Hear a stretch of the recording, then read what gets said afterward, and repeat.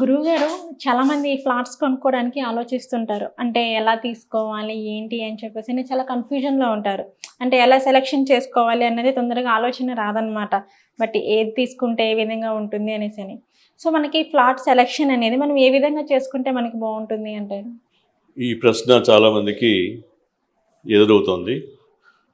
డబ్బులు సమకూడగానే లేదా బ్యాంక్‌లోనే ఏదో పెట్టుకొని అపార్ట్మెంట్స్‌లో ఒక ఫ్లాట్ తీసుకుందాం అనుకుంటారు. ఆ బిల్డర్స్ వాళ్ళు బ్రోచర్స్ ఇస్తారు. ఆ బ్రోచర్‌లో ఎట్లా సెలెక్ట్ చేసుకోవాలి, ఏది బాగుంది, ఏది బాగుండదు అని పెద్ద డౌట్ అనమాట. సో దీనికి సింపుల్గా కొన్ని టిప్స్ చెప్తాను. ఆ టిప్స్ ఫాలో అయ్యి అంటే ఫైనల్గా ఏ ఫైనల్ సెలక్షన్ తీసుకున్నా కూడా సిద్ధాంతిని అడిగి తీసుకోవాలి. బట్ బేసికలీ ప్రతిసారి సిద్ధాంతిని మనకి కలిసి లేకపోతే సిద్ధాంతి పిలుచుకుని వచ్చి ఇవన్నీ చూపించలేం కాబట్టి కొన్ని మెయిన్ టిప్స్ చెప్తాను. ఆ మెయిన్ టిప్స్ తర్వాత సిద్ధాంతిని కలవచ్చు.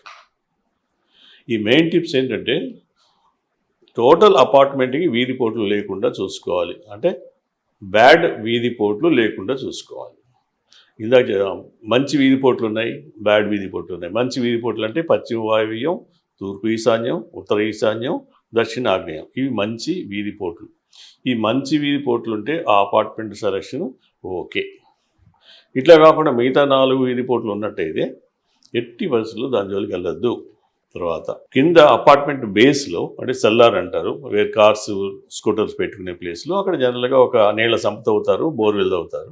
బోర్వెల్ కానీ నీళ్ల సంపు కానీ ఉత్తర ఈశాన్యం కానీ తూర్పు ఈశాన్యంలో కానీ ఉండేటట్టు ఉండే అపార్ట్మెంట్ సెలెక్ట్ చేసుకోవాలి. ఇకపోతే పైకి వెళ్తే అంటే యాక్చువల్గా అపార్ట్మెంట్స్ లోపలికి వెళ్తే ఫ్లాట్స్లోకి వెళితే ఈ ఫ్లాట్స్ మెయిన్ డోరు పశ్చిమ వాయువుల్లో ఉండేటట్టు చూసుకోవాలి, లేదా ఉత్తర ఈశాన్యం, లేదా తూర్పు ఈశాన్యం, లేదా దక్షిణ ఆగ్నేయం. ఈ 4 దిక్కుల్లో ఉండేటట్టుగా ఉండే సింహదారాలు హౌసెస్ అయితే బాగుంటాయి. మిగతా 4 దిక్కులు అది ఏదో ఒక బ్యాడ్ ఎఫెక్ట్ వచ్చేస్తూనే ఉంటుంది. ఫర్ ఎగ్జాంపుల్ ఆగ్నేయం అయితే అమ్మాయిలకి ఎఫెక్ట్ వస్తుంది, వాయువ్యం ఉత్తర వాయువ్యం అయితే బాయ్స్కి తర్వాత ఇంటాయనికి ఎఫెక్ట్ వస్తుంది. అట్లాగే తూర్పు ఆగ్నేయం ఇంటాయనికి ఎఫెక్ట్, తర్వాత ఇంటి ఇల్లాలికి కూడా ఎఫెక్ట్. అట్లాగే నైరుతి సైడ్ దక్షిణ నైరుతి కానీ లేకపోతే ఉత్తర అది పడమర నైరుతి కానీ ఆ రెండు కూడా భయంకరమైనవి. అందుకని మంచి లొకేషన్లో ఉన్న మెయిన్ డోర్స్ ఉన్న ఫ్లాట్ తీసుకోవాలి. తర్వాత ఇంకా కొంచెం మనకి సామాన్యంగా మనం ఎవరు బిల్డర్స్ బ్రోచర్ ఇస్తారు, చాలా మటు ఖాళీ ఉన్నాయండి మీరు సెలెక్ట్ చేసుకోండి అంటారు. అప్పుడు మనం సెలెక్ట్ చేసుకోవాల్సిన ఫ్లాట్ ఏంటంటే కారిడార్ పోటు, వీధి పోటు లాగా మన అపార్ట్మెంట్స్లో కారిడార్స్ ఉంటాయి. అంటే వరుసగా అపార్ట్మెంట్స్ ఉంటాయి, ముందు బాల్కనీ లాగా కారిడార్ వస్తూ ఉంటుంది. ఆ కారిడార్ని కూడా అది కూడా వీధి పోటు కిందే వస్తుంది. సో ఆ కారిడారు పోటు పశ్చిమ వాయువ్యం, ఉత్తర ఈశాన్యం, తూర్పు ఈశాన్యం, లేకపోతే దక్షిణాగ్నేయం ఈ 4 సైడ్లు తగిలినట్టయితే మన ఇంటికి మెయిన్ డోర్కి అది సెలెక్ట్ చేసుకోవచ్చు. మిగతా సైడ్లు కనుక ఆ కారిడార్ పోటు ఉన్నట్టయితే మళ్ళీ దాని జోలికి వెళ్ళకూడదు. సో ఇట్లా మెయిన్ జాగ్రత్తలు ఇవి తీసుకుని తర్వాత ఇంట్లో స్లోప్స్ ఎట్లా ఉన్నాయి, తర్వాత మెయిన్గా వంటగది ఏ లొకేషన్లో పెట్టారు, ఈశాన్యంలోకి జరిగిందా లేకపోతే ఆగ్నేయంలో జరిగిందా, వాయువ్యంలో ఉందా అని. కోడని ప్లేస్ ఏంటంటే వంటగదికి ఈశాన్యం, అట్లాగే వాయువ్యం. ఈశాన్యంలో ఎట్టి బస్సుల్లో మంట పెట్టకూడదు. దీపాలు ఉండొచ్చు, దేవుడి దీపాలు ఉండొచ్చు, కానీ మంట పెట్టి వంటలు ఇవన్నీ చేసుకోకూడదు. అంటే మళ్ళీ ఇండక్షన్ స్టవ్ పెట్టచ్చా అంటారు, ఇండక్షన్ స్టవ్ కూడా కూడదు. ఎనీథింగ్ వంట అనేది ఈశాన్యం వల్ల చేయకూడదు. మరి ఎక్కడ చేసుకోవాలి? నెక్స్ట్ ఆల్టర్నేటివ్ వాయువ్యమే. కానీ వాయువ్యం ప్రాబ్లం ఏంటంటే మనం తినేదానికంటే అతిథులు తినేది ఎక్కువ ఉంటుంది, ఖచ్చితంగా ఉంటుంది. చాలా ఇళ్ళు చూశాను నేను. ఈవెన్ ఎవరి ఇంటికైతే అతిథులు రాకపోకలు ఎక్కువ ఉంటాయో వాళ్ళ ఇంటికి వాయువ్యంలో వంటగది ఉంటుంది. వంటగది అట్లా ఉన్నట్టయితే వాళ్ళు వీళ్ళు తినేదానికంటే బయట వాళ్ళు తినేది ఎక్కువ ఉంటుంది.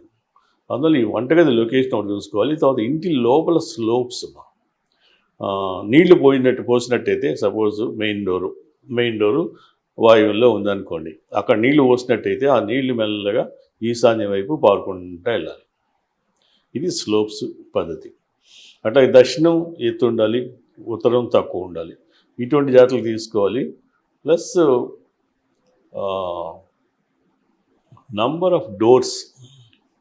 ఈ నంబర్ ఆఫ్ డోర్స్ ఏంటంటే కన్వీనియన్స్ కోసం ఇట్లా ఇష్టం వచ్చినట్టు పెట్టేస్తున్నారు. కొంతమంది ఏమో బాత్రూమ్ డోర్ లెక్కలేదండి, లేకపోతే పూజ రూమ్ డోర్ లెక్కలేదండి అట్లా అంటారు కదా, అన్ని డోర్లు లెక్కలే. అన్నీ వేసుకుని అన్నీ లెక్క వేసుకుని 2, 4, 6, 8, 8 తర్వాత 12 ఈ సరి సంఖ్యల్లో ఉండాలి. మరి 8 తర్వాత 10 ఉంది కదా అంటే 10 మళ్ళీ not allowed. So 2 doors, 4 doors, 6, 8, 12 ఈ రకంగా ఉండేది చూసుకోవాలి. లేకపోతే ఏమవుతుంది కూడా నేను చెక్ చేశాను కొన్ని ఇళ్ళకి. ఒక ఇంటికి 7 డోర్స్ ఉన్నాయి. ఏమవుతుంది మిగతా అంతా బాగానే ఉంది కదా అనుకున్నాను. ఆ 7 డోర్స్ వల్ల చాలా భయంకరమైన ఎఫెక్ట్స్ ఉన్నాయి ఆ ఇంట్లో ఉన్న వాళ్ళకి. సో అనుభవపూర్వకంగా కూడా కొన్ని నేను చాలా మటుకు చెక్ చేశాను. చెక్ చేస్తే ఈ డోర్స్ సంగతి ఇది. అట్లాగే బాత్రూమ్ లొకేషన్ ఈ ఫ్లాట్లో మనం ఏదైతే కొనబోతున్నామో అది నైరుతి మూల ఉండకుండా చూసుకుంటే మంచిది. మరి ఎక్కడ ఉండాలి అంటే నైరుతికిను అంటే ఆగ్నేయంకి నైరుతికి మధ్య ప్లేస్లో, అంటే ఎగ్జాక్ట్గా కిచెన్ తర్వాత మధ్యలో కొంచెం ఇది డైనింగ్ హాల్ వస్తుంది. డైనింగ్ హాల్కిను తర్వాత మెయిన్ బెడ్రూమ్కి మధ్యలో లొకేషన్ చేయొచ్చు. అంతేగాని సాయంత్రం నైరుతి మూల అంటే బాల్కనీ ఆనుకుని అట్లా లొకేట్ చేసి నైరుతి మూల టాయిలెట్ వస్తుంది. అక్కడి నుంచి నీళ్లు బయటికి వెళ్ళకూడదు. ఇంకోటి అక్కడ గోతులు ఉండకూడదు. టాయిలెట్ అనగానే క్లోజెట్ పెట్టుకోవడానికి తవ్వుతాడు గొయ్యిలాగా, ఆ గొయ్యిలో అట్లాగా ఉండకూడదు.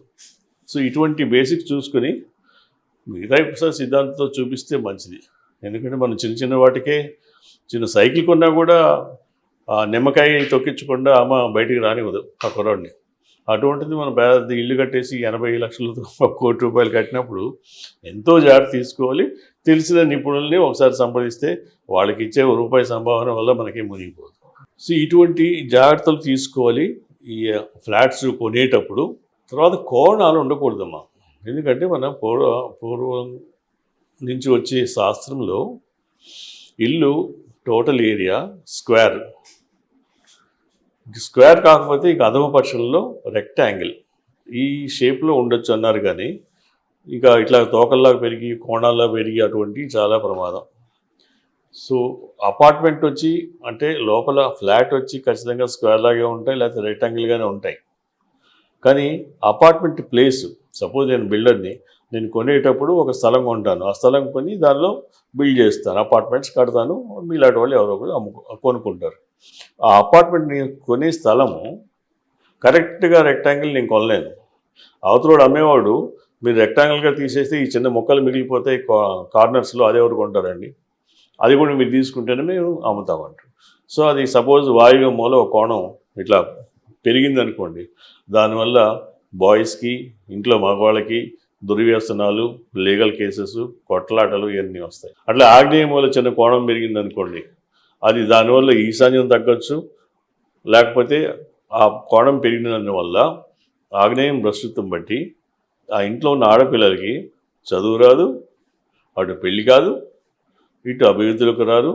ఒకవేళ ఏదో కష్టపడి పెళ్లి చేసినా కూడా ఏదో కారణం చేత మళ్ళీ పుట్టింటికి చేరడం జరుగుతుంది. ఇట్లా ఈ కోణాలు కూడా చాలా బ్యాడ్ ఎఫెక్ట్స్ వస్తాయి. అట్లా ఈశాన్యం కోణం అంటే ఉత్తర ఈశాన్యం వైపు పెరగవచ్చు, ఉత్తరం గోడ, లేదా తూర్పు గోడ కూడా పెరగవచ్చు. దాన్ని ఈశాన్యం పెరగడం అంటారు. మంచిదే. కానీ ఎక్కువగా పెరిగితే ఆ ప్రహారీ గోడకి పెట్టే గేటు కరెక్ట్గా ఉత్తరం కానీ తూర్పు కానీ చూడదు, వేరే యాంగిల్లో చూస్తుంటుంది. ఒకటేమో వాయువ్యం చూస్తుంటుంది, ఉత్తర ఈశాన్యం పెరిగినట్టయితే, తూర్పు ఈశాన్యం పెరిగినట్టయితే ఆగ్నేయం చూస్తుంటుంది. మళ్ళీ అక్కడ మొత్తం ఇల్లు బాగానే కట్టాము, సిద్ధాంత్ గారు చెప్పినట్టు కట్టాము, ఏంటి ఇట్లా అయింది అనుకుంటారు.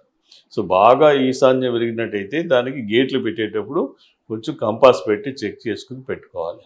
ఈ జాగ్రత్తలు తీసుకుంటే హౌసెస్ బాగుంటాయి. ఫ్లాట్ సెలెక్షన్ అనేది ఏ విధంగా చేసుకోవాలి, మనం ఏ విధంగా చూసి తీసుకోవాలి అన్న దాని గురించి చాలా చక్కగా చెప్పారు గురువు గారు. ధన్యవాదాలు. శ్రీరామ్ జయ.